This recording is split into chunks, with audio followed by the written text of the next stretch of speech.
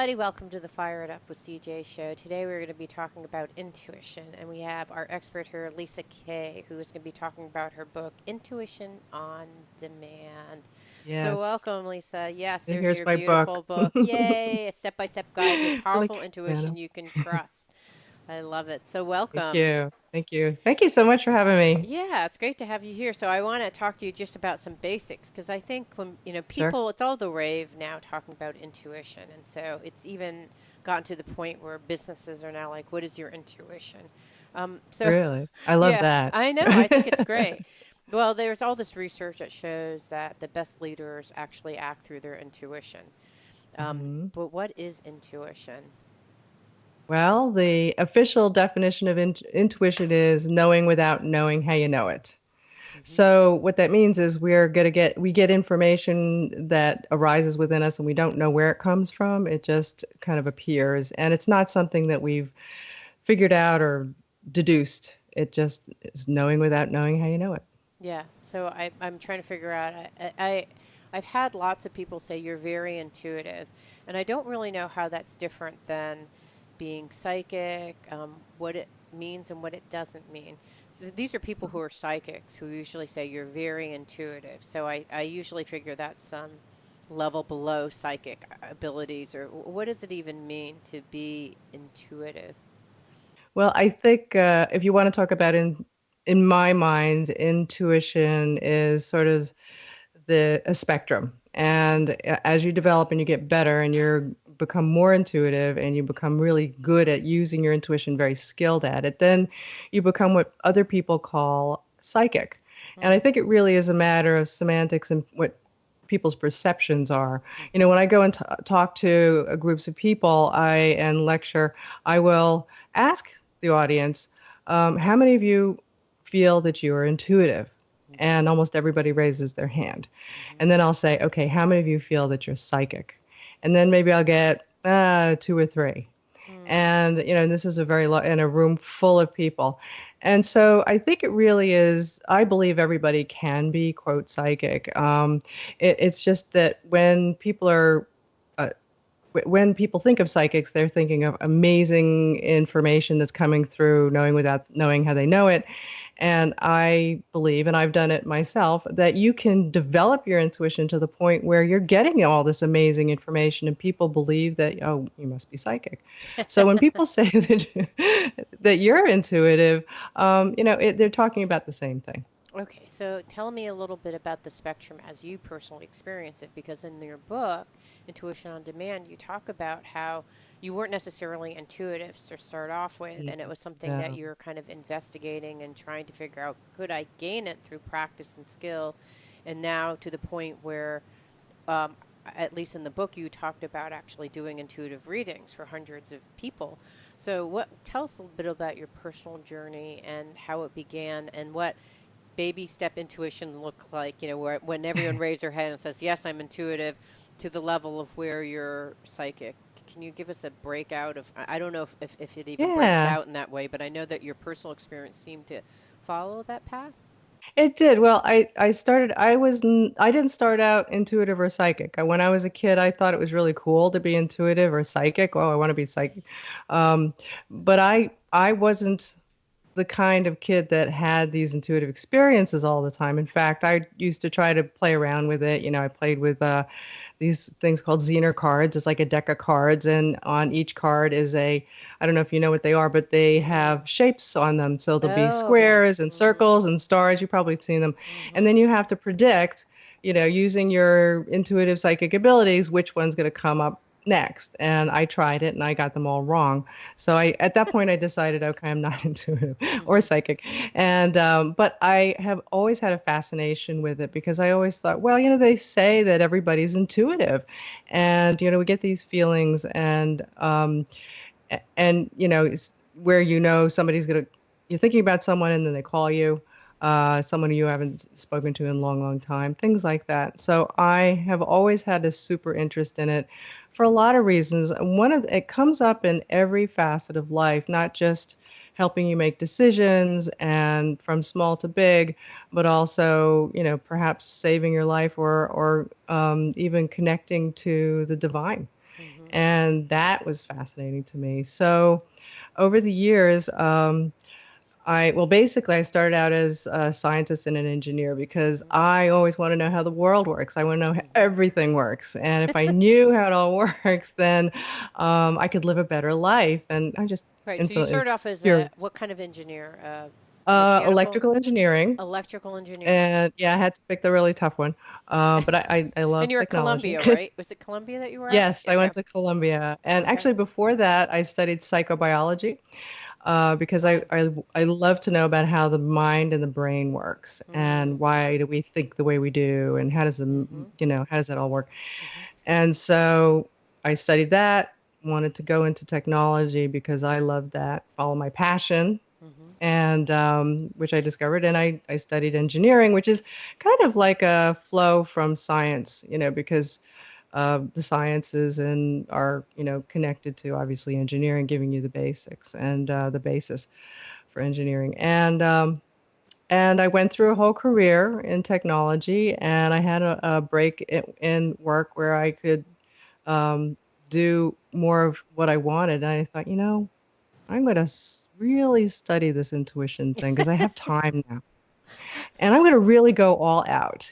And I Uh-huh. thought, let me.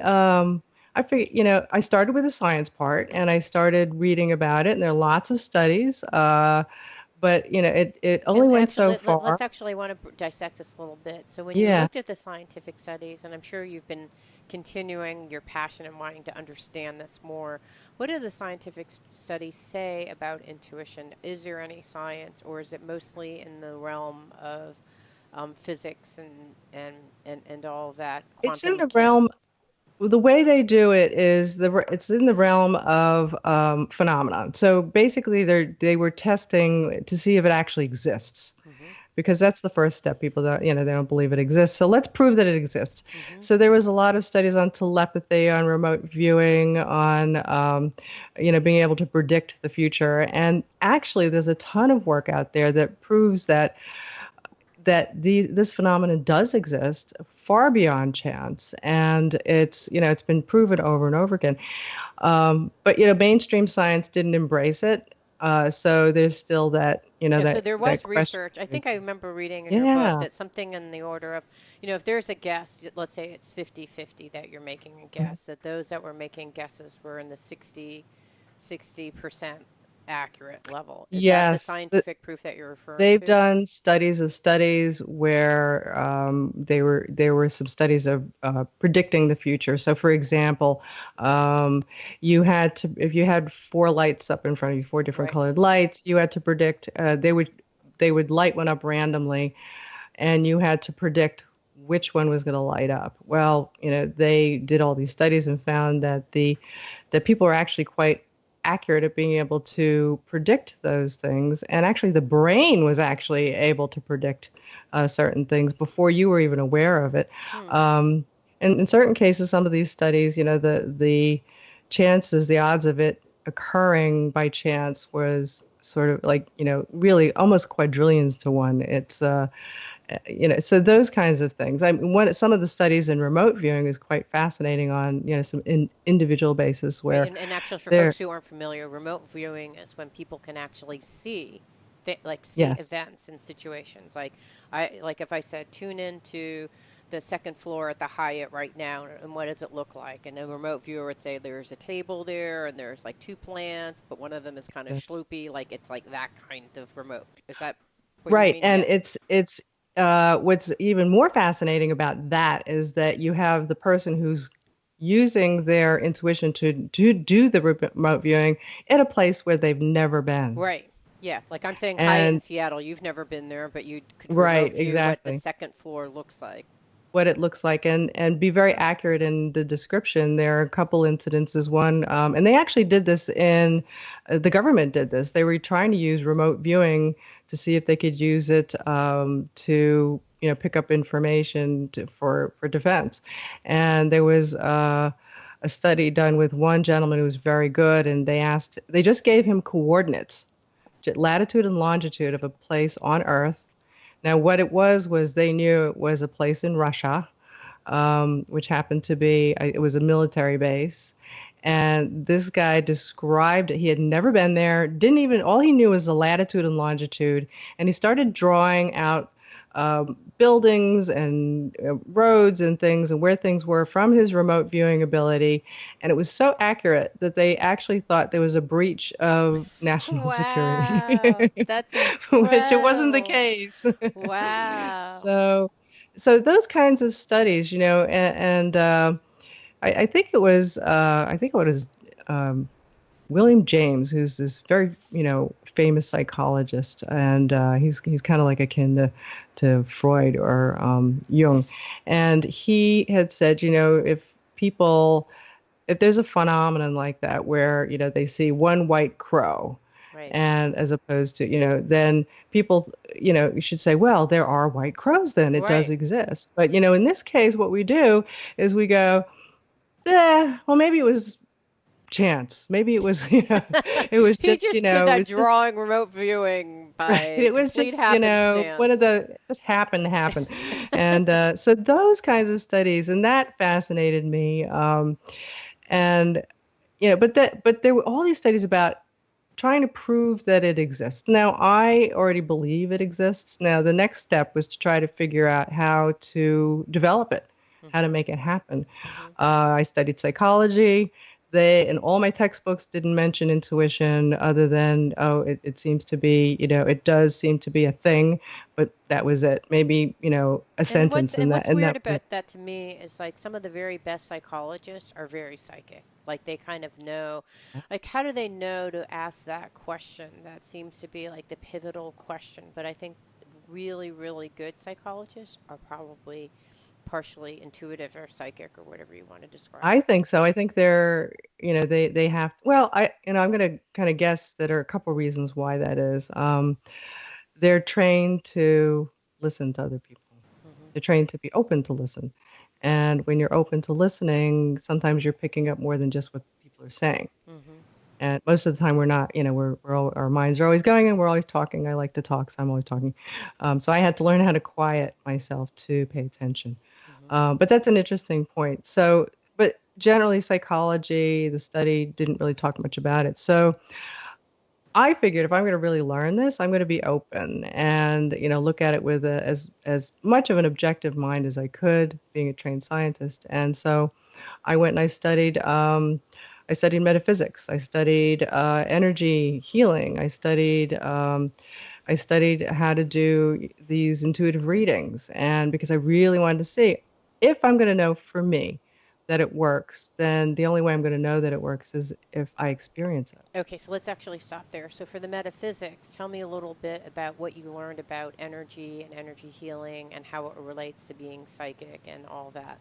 Okay, so one of the beliefs or one of the tenets of metaphysics is that energy is in everything. And, this is something I always believed in. And, we go back to what Einstein said, that E equals MC squared. So Hmm. most people, they throw that around. So what does that mean? Well, if from a science standpoint or mathematical standpoint, E is energy equals mass times c, which is the speed of light, squared.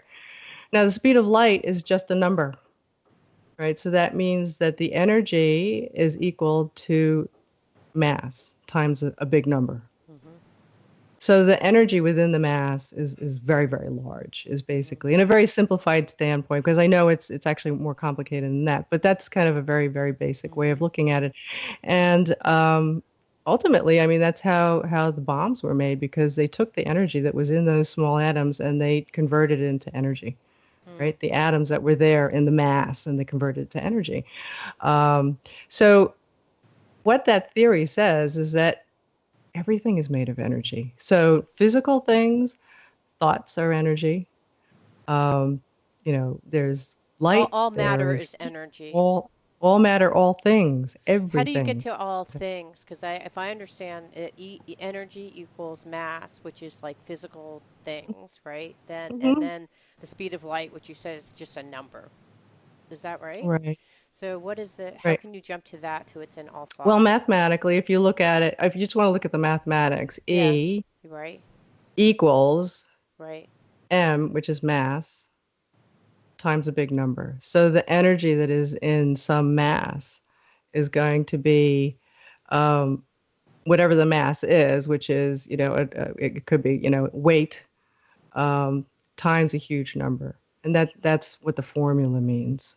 Okay, got it. But So then theoretically, how does that translate to your thought being like a physical well, weight? we Like I can know see like that, CJ has like I weigh a certain amount of, I weigh 135 pounds times the amount, the constant. So, right? but hmm you're saying that that translates to thoughts and beliefs, all those kinds of hmm things as well? Exactly. And Eh, there's where metaphysics comes in, because even science doesn't really know what thoughts are, right, right?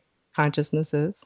right. Uh, Eben Alexander, who's a neurosurgeon and had a near-death experience, also talks about consciousness and what thought is. And he said, we don't really know scientifically exactly what it is. We're guessing. But ultimately, the physicists say that everything is made of energy. hmm So, And how about this idea? Like you talk to a lot of people who do energy work, and they're always talking about high vibration and low vibration. That's a low vibrational thought. That's a high vibrational thought. Do you think that that is equivalent to the mass part?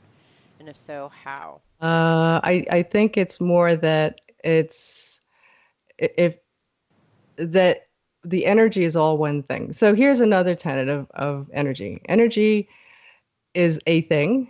It cannot be created. It cannot be destroyed. It Mm. can only be transformed. Hmm.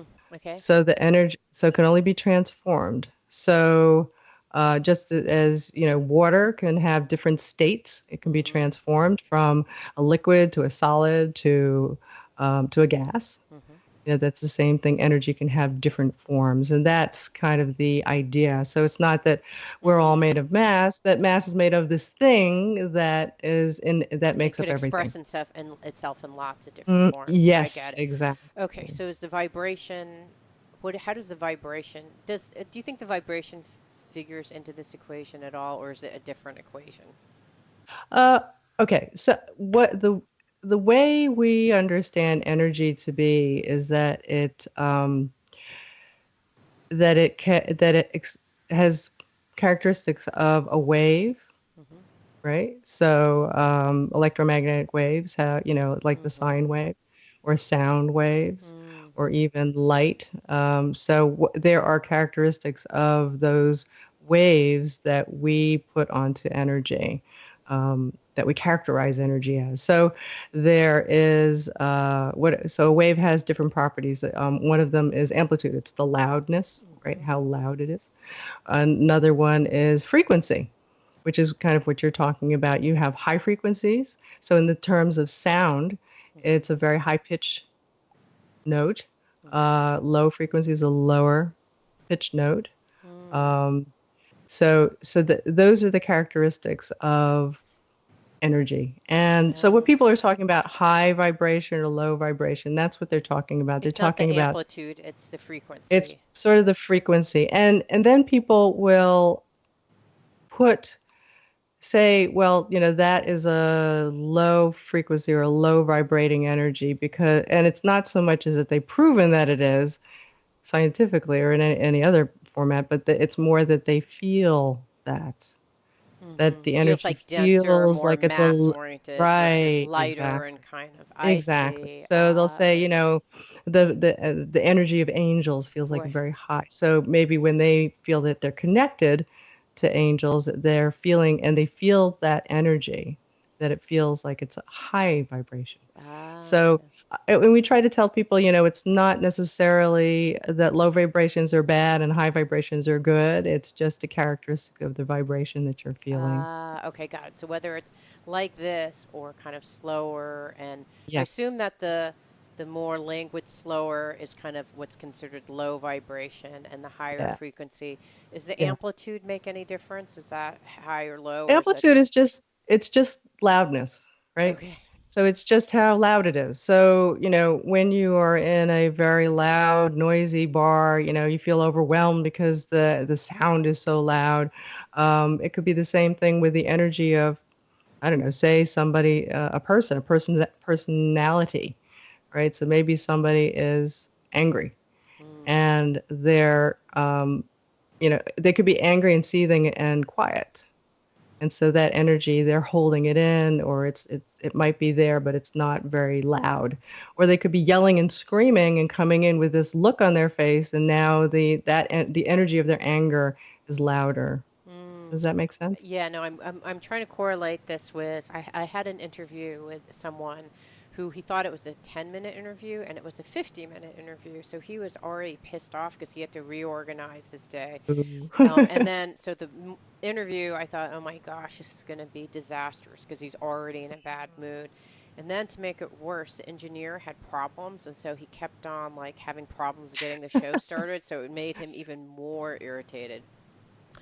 So it Oh. was interesting as there's there's the engineers are back looking at the sound, and they said it was like his sound was like me, like it was low, Mm. and then kind of vibrating, and then I was just I didn't know what to do because he was not listening. He was not answering any of my questions, or I'd ask him a question like, "Tell me about ADHD," and he's like, "Well, what do you want to know?" It was like that kind of interview, and I was like, "Oh my god, it's like Oh disastrous." gosh. So then I just let him lead because I figured he likes to not have structure anyway. So let him lead and just Hmm. talk. Hmm. And so he talked, and then all I kept on doing was sending him love, love, love. Like I was just like sending love over the air, and my voice was up here.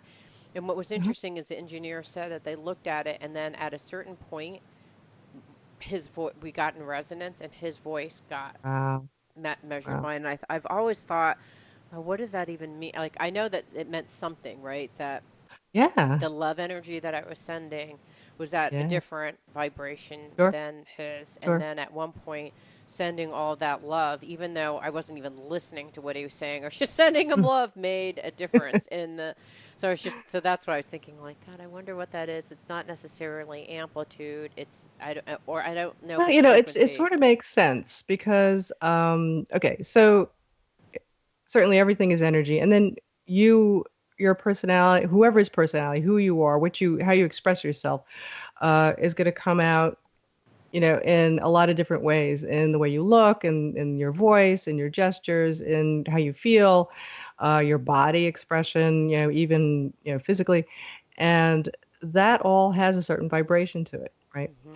And so I think what happened with you two is that you had this certain vibration that you were embodying and expressing, this vibration of energy, and that at some point he was able to kind of uh, get in sync with it, Right. to what we call resonate with it, and Right. then then you guys were in the same wavelength, same vibration, and so even people do this also subconsciously when we're talking and we want to connect with someone. We often kind of match their body language and the way they're speaking Right. and so on. But it's all expression of what's inside of us. And I Mm. think metaphysically, there's an energetic expression as well, and Mm. we're communicating on that level.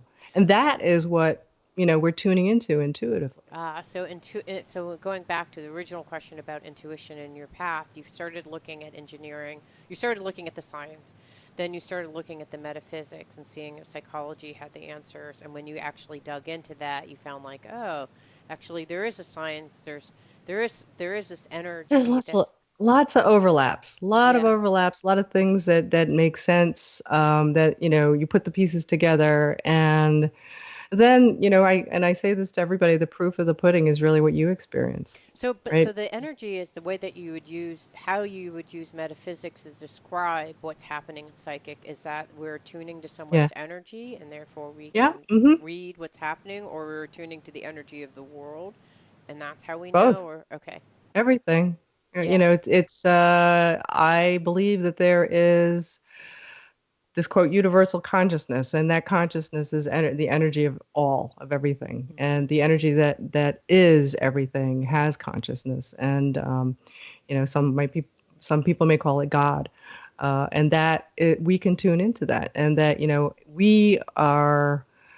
a we have a being that is us, that's beyond our physical bodies. That's the consciousness of what we are, and our we call it our soul, and our soul has a broader consciousness that is connected to everything. And I like to think that ultimately that's what, a lot of the information that we can get from our intuition is coming from there. It's Mm. coming from this So universal divine when you consciousness. do an intuitive reading for a person, do you think you're both checking into this higher level of consciousness, unified consciousness, as well as that own person's consciousness and your own consciousness? Like, what do you, or do you think it even matters? Like, does it matter who you're tuning into as long as the intuitive I reading is helping the other person? I think it's coming from all those places. Mm-hmm. And I think, as you said, in some ways it doesn't matter. Part of the reason for that is if you have the intention of, of getting information for someone's highest good, and that's where it's going to come from. We have influence to, what we want to get the information from, where we get it from, and what do we want to use it for. Yeah. Okay. All right. So, I have a question on accuracy because I attended this event with James von Prague, and he had us do all these intuitive exercises. They were Mhm. quite fun. One was remote viewing, in which I was awful. And there are certain things like that you talk about where you have a picture of someone or you have an object. Like someone showed me like a ring, or they would take something that they had a lot of energy carrying in it, or a photograph, and they'd say, "Tell me about this person."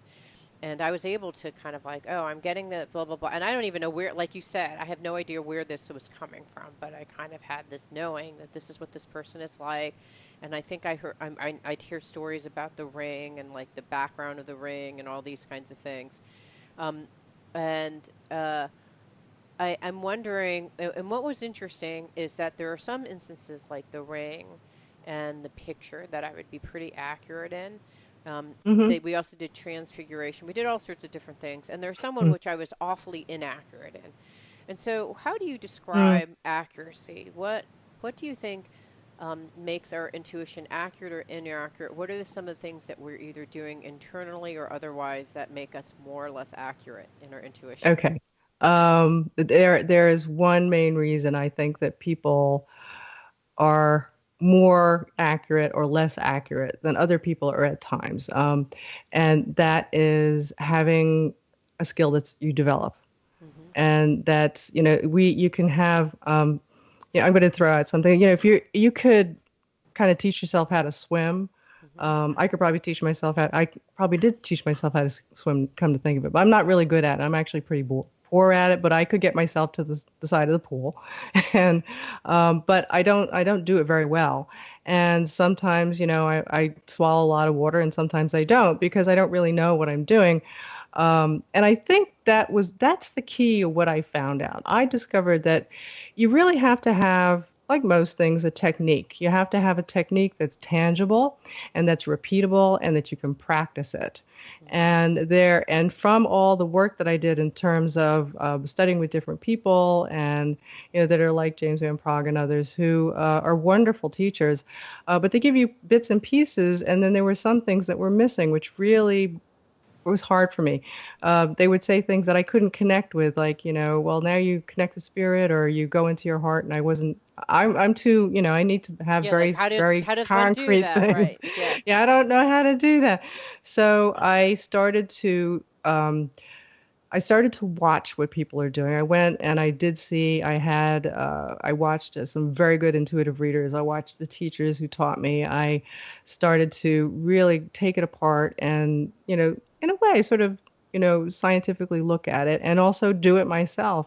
And I discovered that there are things that are done that are not always articulated, and I Mm-hmm. go over this in the book, and it's a technique that I've come up with are repeatable. And the first thing you want to do, and I'll go over the technique, is you want to make your intuition happen when you want it to happen. So the first step is to trigger it, and the way you do that is you ask a question. And people don't realize this, but it's a stimulus, and intuition responds to stimulus, and we can stimulate it with a question. Your intuitive mind will always answer your question, and so will your thinking mind. So you Mm-hmm. have to then quiet your thinking mind, and that's the second step. And the second step is to be open. Now, the way you do that is I describe it this way. It's not going into meditation. It is asking the question, is related to asking the question, where is the bathroom? Mm-hmm. And people always say, what does that mean? Well, it's not actually where the bathroom Right. is. It's the state of mind you're in when you ask that question. So when most people ask the question, they're in some place that they've never been before, and they need to go, and they really need the answer. They'll ask someone. Hmm.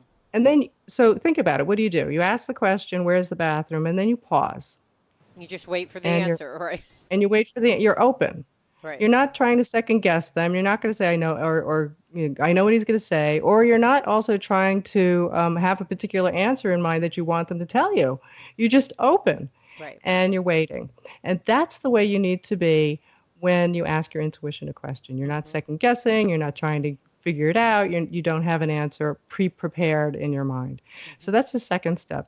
And then the third step is you're going to collect pieces that your intuition will give you. And the Hmm. reason why I call it pieces is because that is how your intuition talks to you.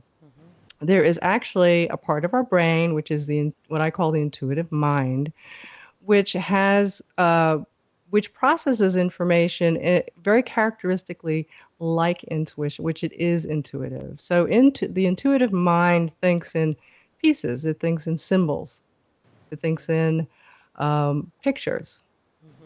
It has a gestalt view of the world, which is it sort of has, an abstract view of understanding. And it's also the right side of your brain, which is the intuitive mind side, is very connected to your feelings. Hmm. So those are all characteristics of intuition, which you need to know Hmm. so you can recognize it when it talks to you. Hmm. So we've asked a question, you're open for the answer. Now you're going to get an answer, and the answer is going to be an intuitive, what I call pop up. Hmm. So it might be a flash of a face, it might Right. be an image, it might be a word. Right. Not a whole lot of words because that side of your mind, your intuitive mind, doesn't have a lot of it doesn't have language and lots of words. And it or it might be a feeling. And then, so that's the third step. You get that piece, and then the fourth step is really important. You're going to do the cycle again because most people don't realize, they get that flash and they go, okay, I don't understand why I just saw a box of Cheerios in Right. my Like mind. so for whatever reason the word white crane keeps on happening in my head. White crane, white crane. So I'm hearing white crane and then I would go in and go what would the second part be of that? And so you do it again. You're going to ask your intuition, why are you showing me white crane? Oh, okay. What's important about it? Okay. And then And then ask you'll it. get another piece, right? So you're I open, see. get another piece. Okay, Now it's got it. important that you do step two, be open and don't try to second guess or logic it out, right? So you get another piece. You might get, I don't know, you could I ask got what you purity. I white got crane purity in my head. I just heard purity. or purity. Okay. Okay. So I've got white crane and purity. Why are you showing me both white crane and purity? Oh, it's just that's basically about your process, something about your process. Ah, thank you. So that's very nice. Yeah. So, it starts as you put the pieces together. It starts to form a message. It starts Mm, to form something you can understand with your logic, But you're not logicking out. You're not trying to go, oh, well, I know what those three things must mean, so on and so forth. It will reveal its message very clearly to you. mm-hmm. So I'll give you an example. I was doing a reading for someone, which, by the way, the readings I was doing was purely to exercise and Right, your and intuition. and, and use my intuition. Um, and there was a woman who was sitting in front of me, and she just wanted me to give her a general message. She's told me nothing about Mm-hmm. herself, and so I was like, okay. And I was looking at some cards. We were talking about tools, and the cards had pictures on them. And as I looked at the pictures, my intuition drew me to look first at the picture overall, and it was mostly green. Now, I know for me, the color green symbolizes healing. Mm-hmm.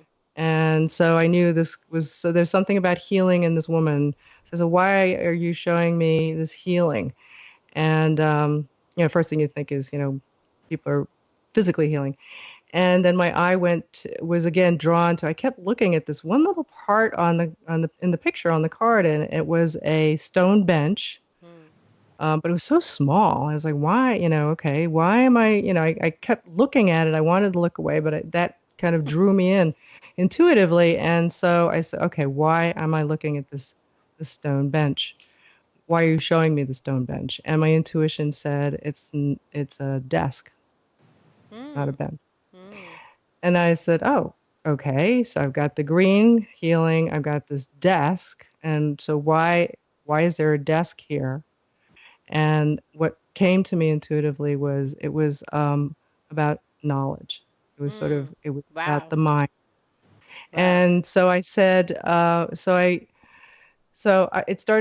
to realize healing the mind, knowledge, the mind. And I said, okay, what I'm getting is that you are a healer. You're going to be a healer, but it's not the body. You're going to heal the mind. Mm.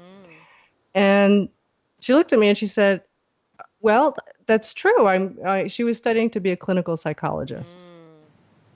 So that's Yeah, how it that's happens, how it and got you that's how the got there. technique works. And what happens is when you watch other people do these intuitive readings for other people, they're Mm-hmm. not telling you that that's what they're doing inside their Mm-hmm. heads, but that's what they're doing, and that's how they can come up with all the information that they do. And it sounds like a long story, but it's like they're just describing to you all the pieces that are coming together, the symbols, the meaning, the pictures, the feelings, and that has meaning. Okay, so I'm wondering if you could do a demonstration in chapter 6. You have list a whole bunch of ideas, of which we talked about some of them. You give someone's name, and someone does an intuitive reading Yeah, based on that, a tarot these card, are like you were talking. tools. Yeah, they're Hmm. tools. You talk about photos. You talk about a timeline. I've never heard that one before. Can you share with me Oh, what that's that that's is? fun. Or Okay, can we do that? so Can we do a quick? Is there a reading that you could do with me so we can see a demonstration of what it looks like? Or can you just well, why describe don't it I as? let me describe it for you, Okay. because I think that will help our listeners. So, so you have the technique, right? We just went through it. And oh, there's one last piece to the technique. That was 4 steps. The last one's to practice. You got to do Okay. that. That's very Yes. important. Um, okay, so you have the technique. Now you're going to use the technique. And what people often tell me is like, oh, I want to use my intuition, but I feel my mind's thinking too much, or and I can't get it to stop. All the thoughts in my head, or I'm very emotional, and and I'm upset. So how do I divorce myself from those things? Mm-hmm. Well, tools are a perfect way to do that. Ah, okay, And good. we'll describe it. One of the tools you mentioned were the oracle cards.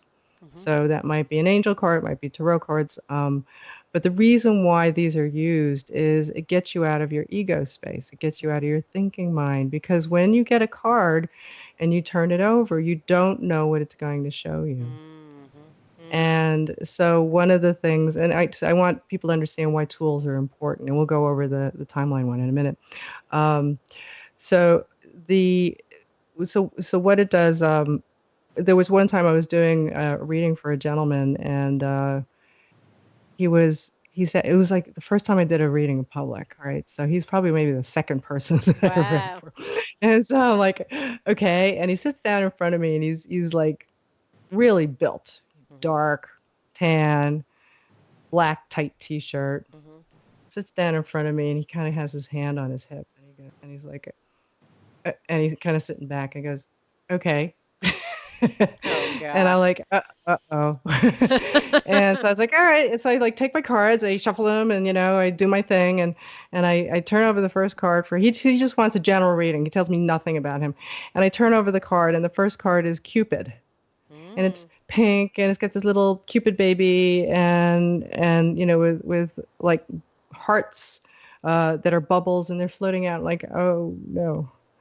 And so I took another card and I flipped it over, and it is a picture of an angel with holding a baby, and little notes of music are coming out of, over her head, and with a rainbow. And I'm like, oh gosh, this doesn't look like what it should, for him. But I knew that what that did was it forced me to just stop, listen to my intuition, let it let that tell me what this means. Because you don't know what you're, it's like someone, you're asking someone the question, where's the bathroom? You don't know what they're going to say. Mm-hmm. So you have to be open. And ultimately, what I picked up, the short end of the story is that I picked up that he was a closet musician, that he loved Mm-hmm. to write music, and that he didn't do it anymore, and that the message was that he needed to go back and do it. Wow. And he looked very surprised, and he said to me, I actually paused, and I said, does that mean anything to you? And he says, well, actually, it does. He says, I actually write music, and I do it at night because his day job was something totally different. And he stopped doing it because it would leave his, keep his wife up in the middle of the night. And he really missed it and he wanted to do it. So, That's so, fantastic. so the tool helped me get out of my apprehension, out of Right. my fear, Right. because Because I when you had to hit just, the angels and the babies, you're, like, what, yeah, where I is was like, this well, going? okay, Mr. Macho here. I don't think this fits, but Yeah. so you just have to go with it. So That's that's what a tool interesting. is good for. And then when It's you it's said really actually one of the things that you mentioned in your book in the later chapters on how you know if you have real accurate feelings, since you said it should be non-emotional. So that's the yes, tools help you get non-emotional, short and to yes, the exactly. point, which I assume like in the examples that you gave, it's like I heard white crane and you saw, the cupid or and then you kept on digging and digging and Yes, and pulling going stuff. back and asking and letting your intuition tell you Right. pieces. And then fleeting and subtle, no I in it, and symbolic. Those all were kind of demonstrated in the Yes, intuitive yes, rating that you gave. Because, exactly. yeah, okay, got it. So, fleeting meaning it's not like you looked at the hearts and you could have gone, oh, it's about your love life. You could have gone in Right. all those different directions, but Yeah, let you me are like, logic that one out. It yeah, must let be me about see if it. love. Yeah, it must be about love. Can tell me about your love, or what does this card mean to you? Like you could have gone in lots of different Right. directions, but what happened is Exactly. you kind of took the fleeting thought, reiterated your process, came up with something else with the tune, Yes. musical notes, and then like, oh, he loves music. Like you got in there really quickly. Yes. It well Okay. what happens is that all the pieces start to make a story. It's almost like, you're going through the fog where you've never been before, and you're walking down the street, and then you start to see, a lamp post, and then you see a building, and then a tree, and then more and more starts to make sense. Or maybe a ship's coming up in the night through the fog, and you see the Mm-hmm. antenna, and then you see the smokestack, and then you say, oh, it's a boat. That's how it comes. You get all these little pieces, and then it makes sense to you. Right, and you don't get attached to anyone. Oh, it's a boat. It means about travel. It means Right, wherever, and you could have exactly. gone in lots That's of different the directions. language. That's the Yeah, language of intuition. So you have to let it speak to you. and then And keep on going, keep on going. Don't let right. that first So thing catch your mind into a little right, story. exactly. Remember symbols, right? So Hmm. so let's go to your question about the timeline. Yeah, and I do. So We're almost running out of time, so I want to ask one more question, and then I do. You have okay. time afterwards that we could do a timeline demonstration on the YouTube video? Yeah, sure. Okay, good, because Absolutely. that would be great. So I have one more question. So, what do you do when you hear bad news or um, so, for example, I did a tarot card reading, and the gal said, "Oh, you're going to have a miscarriage," and I was like, "What the hey?" And I actually had a baby, and it set me in a state of terror. I always worried throughout the whole Mhm. pregnancy about this miscarriage. Or you have bad news, like it's bad news, and you're not sure exactly whether to share it or not because what if you're not accurate? Like, or someone's asking something really important: should I marry this guy or not? Or someone is asking something that you think is like, why are you even asking me this? One time I was doing a psychic reading. Someone said, "Did this girlfriend steal my underpants?" And I was like, what? Like, why are we even doing this reading? Why don't you just talk to your girlfriend and ask her? You know what I mean? Where you're Yeah, thinking like really. this is just a ridiculous reading. So, Hmm. so what do you do when you get like a request for something that just feels out of your wheelhouse? Like you just have a moral objection to doing the reading, and then also, how do you handle bad news when you have to give it? Because miscarriage is pretty Okay. bad, and this woman gave me wrong information. Yes. Well, okay. So the first thing about bad news, I always tell people and those who want to study with me to learn how to do intuitive readings for the public is you can always go back and ask. And I like to again connect to quote divine sources, your angels, and so on. And you can ask, your divine sources, your angels, is this something that I need to share? Should I share this? If so, how? how do I share this? And, the messages that come through are guidance. Um, I'm not so sure telling somebody that they're going to have a miscarriage, what the purpose is of that message. I don't know. Personally, You would just I terrorize don't me. understand what the purpose is. What do you do with that? So it makes me, so I would ask, how to present this. Is it important for, and then you will get messages that are more about what a person should be doing, where they should be turning their attention. What should this um, person do with this information you just told me, right? So let's say you hear miscarriage. It's like, what does the person need to do, right? First, I would actually go back and I'd say, okay, why am I getting miscarriage? Is this a baby? Or what is it?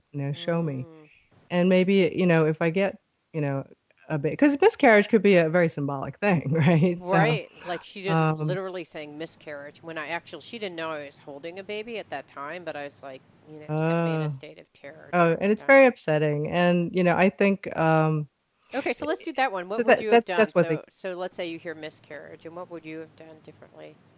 um, I would have asked, what is it the baby's going to miscarry? Why are you showing this to me? How is it important for this person? What do they need to know? Mhm. And you know I would, so that would give me more information, and I've always got information that was supportive, Mhm. even if it is in the face of something negative, Right. because the information that you get usually turns somebody's attention to where they need to put their attention, rather than down the road that might be disappointing. Okay. So I'm not doing the reading, and I don't know what she got and why No, she no, got no. it, so it's kind I'm of, just asking because I think but it comes up. Like you have a like. I yeah. actually my sister in law. We were in the car. She's like, "Well, tell me what you think about me and Julie." And I thought, and I just heard like disastrous end, and I was like, "Oh hell, if I'm going to tell her that." So I said, "I don't know. I think you guys need to like investigate how things are going because it seems like maybe some Yeah. things have not been said." Because I You could didn't. go back and ask, Yeah, I just didn't what know does what she to need do to at the time. know? Yeah, what does she need to Yeah, know what does about she need to know? Go disastrous back. end? You Or see, you could always go back and ask, and again, you had another question of when people say, well, oh, I got this information for the stranger, should I go and tell them? And I think generally I would say if it's a stranger on the street, it's probably not a good idea to walk up to somebody and tell them, yeah, oh, I'm just getting I that you're think going you to have have or cancer just because people have yeah. done stuff like I've got this medical intuitive hit that they have cancer. Should I go up and say I'm like, first of all, I don't even know if it's appropriate that you're tuning into their energy, like Exactly. unless they were Well, asking you. I it's don't know. probably not appropriate to talk to a stranger in that manner, regardless of whether you're getting an intuitive message or not. That's one thing. And the other thing is that, there are many ways that the message can reach somebody. You are not the only messenger. And You and got so to have like don't faith flatter that yourself. they're not going to die of cancer if you don't say something to them Right, immediately, right? Like you exactly. don't have to And have I've that had burden. some people who do, and but in that case, they felt super compelled to do it, and in that case it worked out okay. But it's, if you're uncomfortable too, again, you're not the only one. They're not the only way that. In fact, you could even just say, please, I'm uncomfortable with doing this. Get the message to them some other way. Yeah, you know. that's a good way too to just say I can't. Because I had someone that passed that came to me and he's like, I want you to tell my daughter to keep on hiking, and I was like, really? Like, how am I going to do that? Like, I don't, I no. And I just like, I'm sorry, I just can't do this. It's too strange. Or like, I was riding a spin bike, and then I heard the message from this guy who owned the workout studio saying, I'm Tony's dead dad, and I really want to convey a message to him. And I was like, seriously? Like, I don't really, I don't know. So then I thought, then I was just like, now what do I do with this information? So then I went to Tony and I said, hey, I don't know if you believe in this or not, but I got some type of message from your dad. Would you like to hear it? Because I'm Hmm. totally respect if you don't. That's a good way to do it. Yeah, and Yeah. he said, yeah, I would. And I just said, well, you saying that, this thing that when you're when he was dying, you were talking to him and you felt like he didn't hear you, but he actually heard everything, and he just wants it, and like conveyed some type of Mhm. message, Mhm. and it meant something to him. And then I was like, okay, like, oh, thank Good. you. This is kind of weird. I mean, it feels so weird actually and burdensome to But you receive did the those right thing messages though, too. and you also knew him, right? So you I could did. ask him. Yeah. And, you gave him the option to go, that's okay. I think I'm all right without it. Or, yeah, no, I do want to hear it. Another question I have is, how do you handle two situations, either the boundaries we talked about, but then also someone who's asking a question that you just think, this just seems unethical to me. Like, did my girlfriend steal my underwear? I'm like, really? Why are we even doing this? What do Well, you do? that happens. There are always these awkward questions. One of the things also is awkward is when someone who's coming for intuitive reading or get some help, and they just insist on having you tell them what they want to hear. Oh, I That's like, see. that's not the answer I wanted to hear. Isn't it this? Isn't it this? And, it Mm, becomes very difficult. And so I always, again, I go back and I ask, what is it I can do to help this person? What do they need to hear? And, it's there may be nothing you can do, and so you just have to stick to the message that you're getting, the messages that you do get. And, and in the case of someone wanting to know if, somebody stole their underwear, I would say, I'm not getting information about that because they're telling me that's not important for you right now. And that's mm, probably what I would have gotten, mm.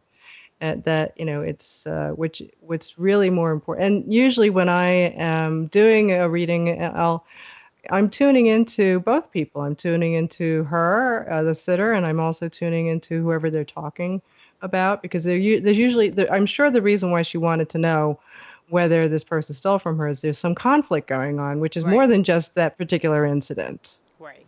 So it's that whole relationship thing. And you can ask, show me what's going on with these people. What about, and you pick up a lot about personality and which is really helpful. And then you start to pick up and get intuitively what it is that they really, sort of the heart of the matter and Mm-hmm. what's important. Okay, so in that particular instance, that I think you drew at a distinction that I think is important, because sometimes it's like, should I work for this boss or not? Okay, you'll get this kind of question, and partially there's do you just tune into that person? Do you also have, and it's one thing when, like, let's say I said, should I work for this? Should I work for Susan K or whatever? And I went in there. You have my permission to tune into me, but you don't have permission to necessarily tune into Susan K, right? And Hmm. figuring out about Susan K. So, how do you deal with the ethics and boundaries? Or tell me about Susan Right. K and all about her personal life. Right. Right? Those are kind of questions like, would I Right. work well with Susan K? Maybe like, Yeah. okay, I can answer that. Um, Tell me all about Susan K and who she's going to hire. What did Susan K think about me? Like, I'm starting to wonder, like, where do you draw the lines of, like, Susan K's People have those involved here. questions all the time. Well, Yeah. okay, so that goes back to your intention in the beginning. And so, what I always do and what I teach my students to do is that, you are going into doing this connection, this reading for somebody with intention of getting information for their highest good. And we are connected and we're asking, I'm going to ask whoever it might be, the guides, the angels, universal consciousness, give me the information that this person needs to know. And I also have, you know, I have faith and trust in the energies and God, whatever you want to call it, that's much greater than me. And that I believe that I'm going to get information that I need to know, and also that this person that we're tuning into, who's not the third party, who's not sitting there, that their higher self, their soul, is going to allow information to come to me that's okay for me to get. Does that make sense? Yes, when you're asking, it's like, what is appropriate for me to know about the relationship with Susan K and Yeah, tell CJ? me what I need to know. Give me, and I'm tuning into that higher energy. I'm turning it. I intentionally tune into guides and angels, and which is, gosh, it's divine, and so in that case, I don't believe that we're breaching any ethics there. A lot of people will go through that concern, and we're talking about. Um, Energy that's sort of that's beyond us. We if you try to bring it down to the level of our physical, relationships, and then then you get concerned about those things. But I don't believe we're reaching into physical things. I think we're reaching into something that's higher than us. Okay, so So you're not going to necessarily, let's say Susan K is an alcoholic, okay, which is super private information of which you have nothing, like I should have nothing to know about Susan K and that she's an alcoholic. I'm just making up someone. I don't even know if Susan K, hmm this person doesn't exist. I don't even know if Susan K. right, right. So, I mean, is that the kind of stuff that you think, well, if the universe wanted CJ to know, they're now giving her that Susan K is an alcoholic? Yes, and maybe that, you don't know if she knows that already. Maybe she does know that. The Right. universe does. Yeah. So you might not be telling her anything that she doesn't already know, right? Right. You mean the me in the case that I'm asking you, maybe something that I already know? Well, if you're doing a reading for someone else and you get information about a third party that you Right. think, well, maybe they shouldn't know that. Well, you Right. don't know that they don't know that. Maybe they Mm, know it already mm. and they're not telling you. Yeah, got it. Okay. And if you're uncomfortable about it, I'm going to go back again and say, this is what I do. I'll say, well, gee, I'm kind of uncomfortable giving her that information. Give me the words to tell her, what she needs to know. Ah, okay, And I like that. often the words will change. And they Okay, I get like it. that. They'll Okay. get something. They get what they need to get. Okay, good. That helps because I think and the other thing that I've noticed is sometimes people come up and they're doing readings on me. I didn't ask them to do a reading on me. They'll say, "Oh yeah, I'm looking at your energy and it looks blah blah blah." I'm like, "Who said you could do that?" Like, is that in the interest of is that like in the realm of public domain? Because I have energy, is Yeah, it out there? Is it right. Well, appropriate? it's kind of like you're having a bad hair day, and somebody's saying, "Oh, you're having a bad hair day. Look at your hair." It looks like, or you're getting gray. It's the same kind of thing. It's just information. Whether someone is rude enough to say, to come out and say that is one thing. But you're right. It's like, Just because you that's should you? I don't know. I guess that's the thing that I always think just because I can doesn't yeah, mean I should. It seems yes, like there are ethical boundaries. Okay, so those are right. all the questions that about like tactical things. I think that real people have questions on those things. Sure, sure. Okay, They're so I'd good like a questions. demo on two things. One is the body scan, and the other is a timeline because I've never heard of those methods before. Okay, so the timeline, this is one of the things I learned. Everybody wants to know what's going to happen in the future. Okay. Some people want to know, if you're doing an intuitive reading for someone, there may be something in their past that's important. Okay.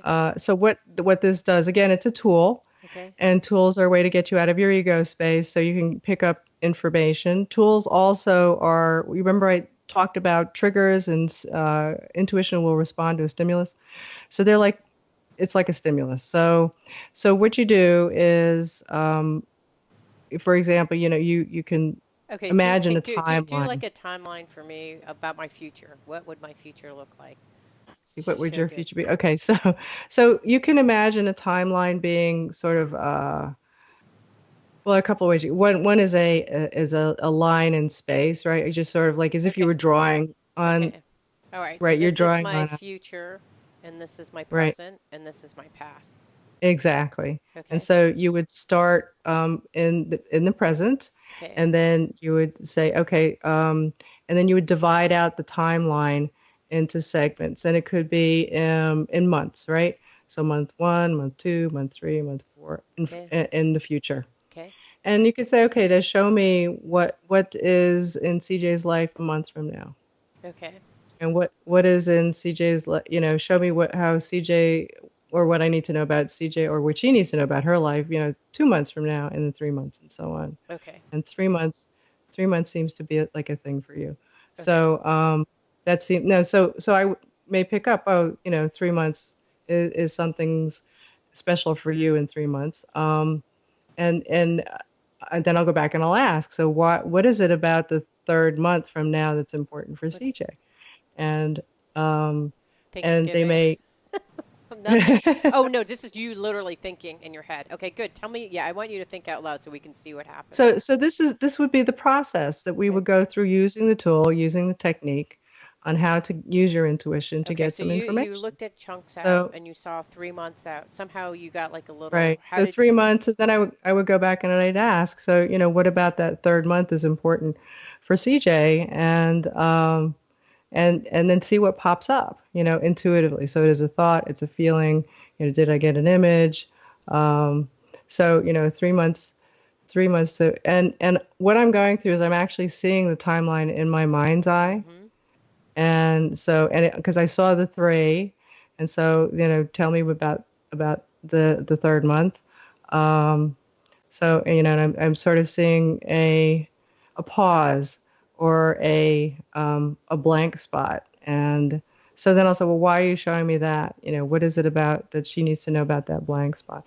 Um, so, and what I get for you is more of that, it's a break for you from work, and sort of a rest. Now, whether it's something that you choose to do, I don't know, or whether it's going to happen to you, Mm-hmm. where all of a sudden, oh, I can't work during this time because of whatever. I don't know what it is, and then I'll ask, because these are the things I'm getting. I'll ask, well, what does she need to know about that little break? And I'm getting the word introspection. So for you, whatever it is, whether it's something that is you chose to do, or whether it's something that happened where you had to take a break during your work time, that you should use it to do some introspection, because that's what you need to do at this moment, or at that moment, at that time. So don't Okay, look cool. at it as oh, this is a terrible thing, I can't work, because you're the kind of person who likes to work and Right. wants to keep going. And if I'm not doing, then it's not going to get done. And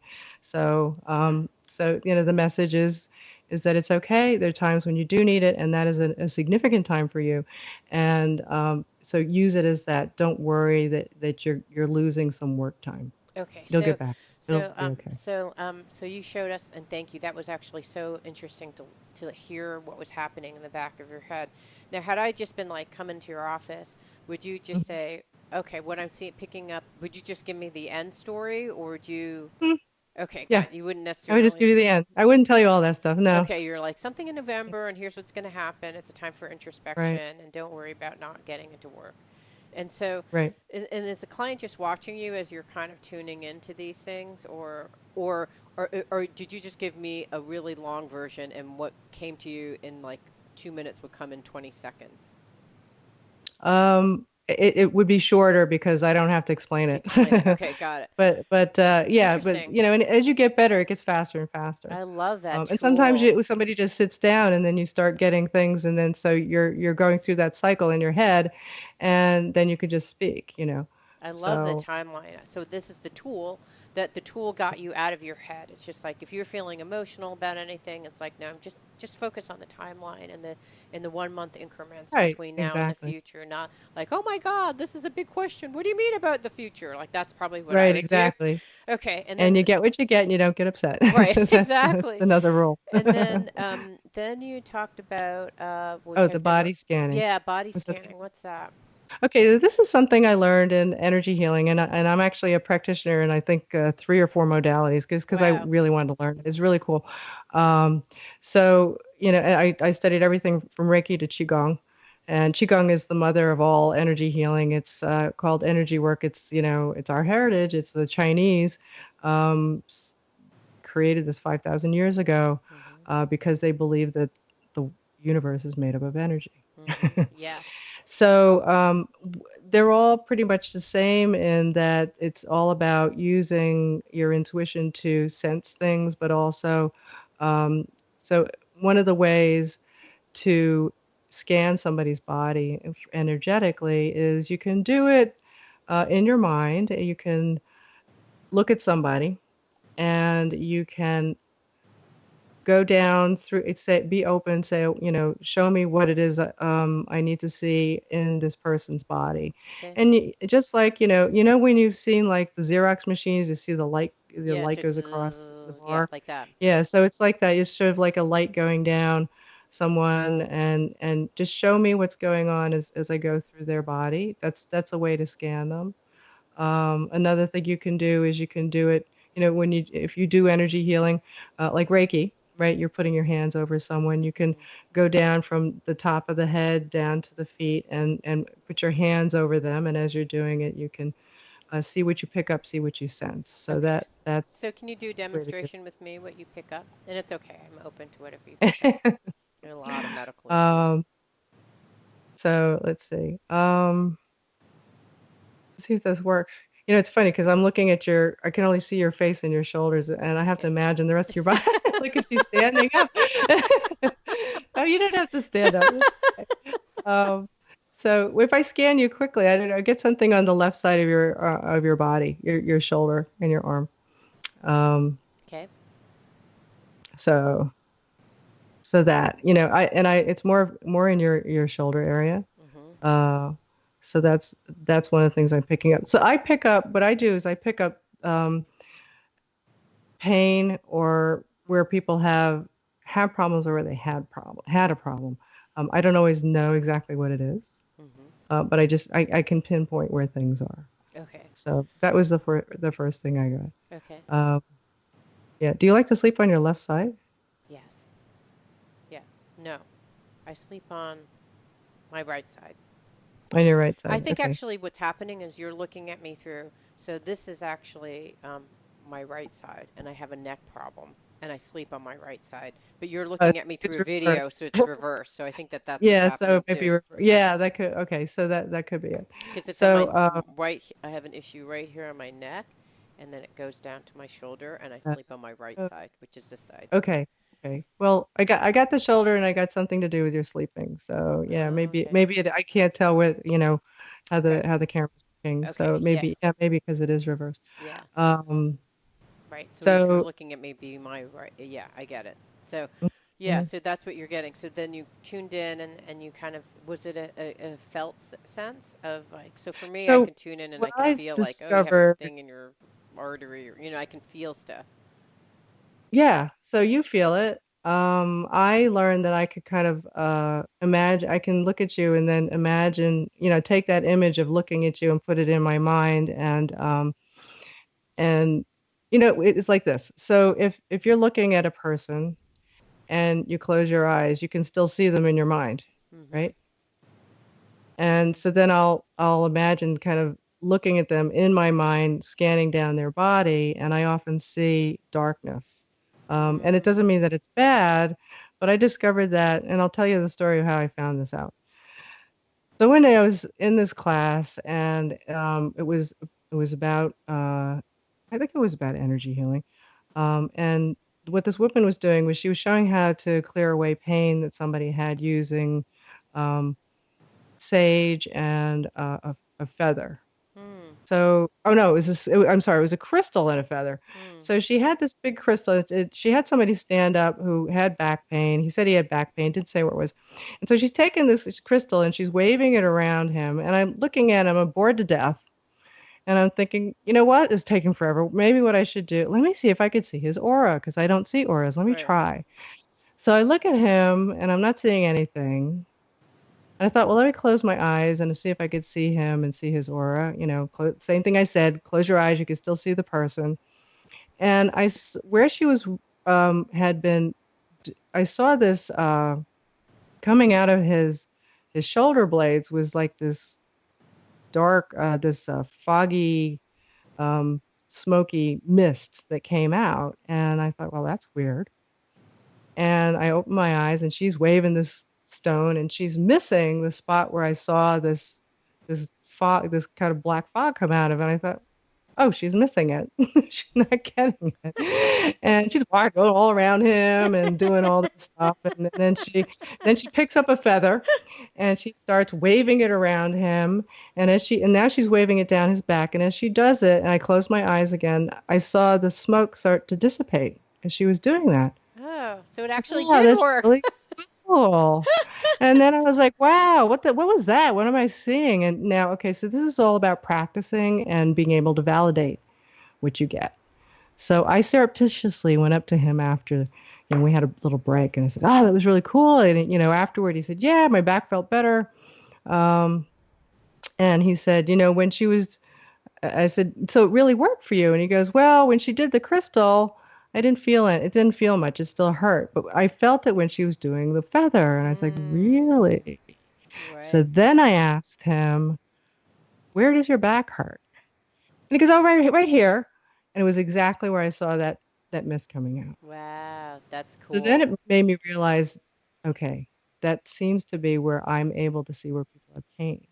And then I would Mm, do readings for people, and then I would, and then I would do the same thing, and then I would say, well, I'm seeing this, and they would go, oh yeah, I actually have a pain there, you know, and so, and then I would kind of read a little bit more, interesting. and So, so like, that, you kind of developed, it was like almost like a collaboration where you kind of like, oh, this is how I see it. It's through this kind of scanning and this and that's the dark whole feeling. practice. That's the whole thing about going through and um, practicing and validating your answers, validating what you're practicing on. Okay, so So, my last question has to do with your previous experience in engineering, and it's about thermodynamics and chakras.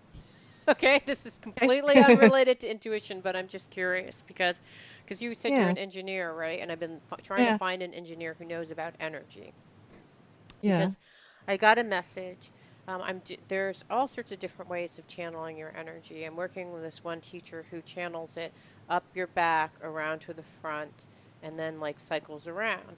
And I said, well, and it's about containing your energy versus having it go out. So this is a tantric practice that's about when you have all this energy inside of you and you just decide where you want to put it, right? You can obsess about yeah. coffee and think about a friend, or that's ways in which you invest your energy, your mind, body, spirit into where you're going to place your energy. And so this model is thinking about, it talks about keeping the energy and circulating it within. And what I heard in my head is, I said that I was doing this meditation, and I just got this message from the person who created this practice saying, no, you're doing it wrong. And I said, how so? And he said, you're supposed to be circulating and around like this. And I said, why? And he said, it's the difference between potential and kinetic energy, because when you go out, I'm going out and worrying about this and thinking about this, it's like kinetic energy, but you're trying to store the energy in this channel in a Okay. loop. But then what I understand about the chakras is they go into, like, the chakras have this, like, process in which they zigzag up and down. So to me, it seems like, so the message I was getting was about you're storing your energy as potential energy here, and then but there's a kinetic piece to it as well. So I don't know enough about thermodynamics. He just said, go look in the law of thermodynamics. And I looked and I was like, I have no idea. I started reading on Wikipedia. I'm like, I have no idea what this means. So, given that you have studied energy, do you have a sense of what it, Okay. and you've studied all these Yeah, different ancient techniques, right. and you may know about kinetic and potential energy. I know nothing about this. Does that message make any sense to you at all? Well, I think what he's saying is it doesn't sound like it's too far from what he said about storing energy versus, the potential energy is the energy that an object has to express that energy, and kinetic is actually, using it. Um, and so it's sort of like what he was saying is that, the kinetic is the energy that's going out. Now, and you're talking about circulating the energy, Right. in Qigong, there are directions in which that you circulate the energy, which I think, what is it called? The Forgot what it's microcosmic called. orbit. Yeah, that's it. That's it. Yeah. Hmm. And so there are different ways to circulate it, which it goes up the front, down the back, and Right. around, between your legs and up Yep. again. And then there's the other direction too. Yep. Um, and and one is yin and the other's yang. Ah, I didn't realize that. Okay, so the one Yeah. that's And then back feels more young-ish. um Yes, I believe that's true. I don't remember which ones. Unfortunately, Okay. I'm sorry. But one is, and the yin side of you is the front side of you. The yang side is the back. Uh, So the back side is this, as an animal, that's the side that the sun shines on, and your belly uh, is where it's dark. So that gives you, I think that's kind of where those theories are coming together in terms of, energy going out versus coming in. Yin is quieter, it's probably more contained. Yang is always going out. They talk about it in terms of it's similar to elements. Fire people are their energy is always going out, and water people it's always a little bit more inside, internal. mm. Um, so The they're part I can't parallel to that. reconcile is you have like this, if you contain the energy within you, but then there's also Hmm. energy swirling around right and left, back and forth. So Yeah. how can this be a potential energy if in fact there's all this energy mechanisms within you? Well, I think it's a matter of, what at least again, what the Chinese say is that you have energy reservoirs, right? And it's the same thing in the Indian, Vedic philosophy and all that. It's all the same thing, is that we have energy stores within us. Mm-hmm. So they're pools of energy. Mm. In some ways, that's, really what the chakras are and with the dantians. And you're storing energy there and using it as you need it, but it has to be replenished. Right. So there are I see. different levels, right? So you want to balance your energy. So you want to have the right balance. If you store too much, that's going to not be good for you. If you let it all out, it's not going to be good for you. You want it to be balanced. Everything has to be balanced. So a lot of what energy healing is, and particularly in Qigong, is you want to balance your energy, you want to purge where there's too much energy, or you want to bring in energy where there's not enough. I see. So it's And about like it's about sometimes it needs to be kinetic to be let out, and sometimes it needs to be more right. potential stored within. Yeah, I see. Got it. So, exactly. Mhm. and then each of these centers need to be fed. So this All the whole idea. flows, right? And it's right because your energetic system is a bunch of rivers and eddies and streams going into pools of energy, and then it's leaving you, and it goes in and out of your energetic body through these portals, which are your chakras. And you've got what they call, I guess, the nadis. There's smaller portals all over you. So you're constantly flowing energy in and out of you. Right. So if you actually don't flow energy in, and if you actually, let's say this model is not looking towards, a lot of the models go like this way, pulling energy up and pulling energy down. This is just saying like you have your own energy system. You don't have to like pull up and down. Just work with your own within your own energy I system think and it's a filter little out. both, yeah, and you can work with the energy that you've got as well. Sure. Yeah, so Hmm. this model is about working with your energy in kind of a circular pattern. Hmm. And I thought, well, I wonder what a thermodynamics energy person would, someone who knows about mechanical engineering would say about a system that has, Yeah. it's almost like an Well, energy it's all the plant. same thing. It's all Yeah, that energy. Yes, exactly. It's all the same thing. It's all energy, and how, thermodynamics is all about the study of, I guess how energy flows really. And, so in a very in a nutshell, right. Yeah, So I get it. So I can think of it like if you look at a windmill or a water, like it's there's energy that's actually being generated in the windmill, hmm or hmm and it's hmm circulating, it's moving within, and then that energy is put out into electrical field, that people can then use in their house to light up their.